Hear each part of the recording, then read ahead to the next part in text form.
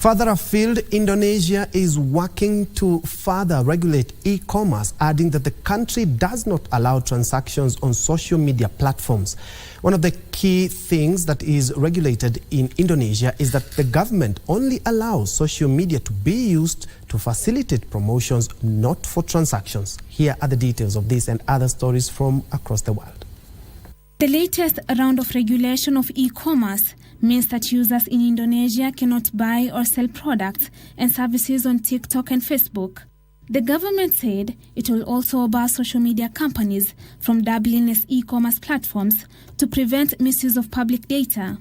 Indonesia says it will also regulate which overseas goods can be sold, adding these products will receive the same treatment as offline domestic goods. The move comes as foreign goods become increasingly available in Indonesia through social media platforms, which in turn has affected the small businesses, micro-enterprises and the market. Elsewhere, the U.S. Consumer Confidence Index decreased in September for a second consecutive month. The Conference Board Consumer Confidence Index registered 103 in September from an upwardly revised reading of 108.7 a month before.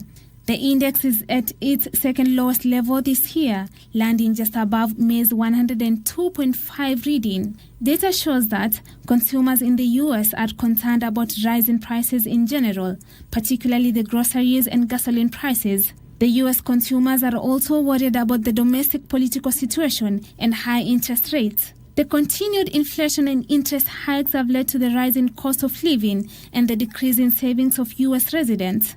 Finally, sentiment among German consumers is set to fall in October as persistently high inflation encourages people to save and blots out the chances of a recovery before the end of the year.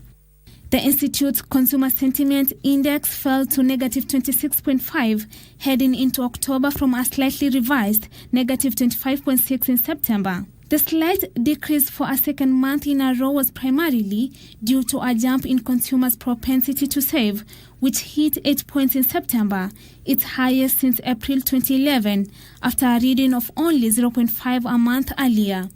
Firdaus Omar for Lunchtime News.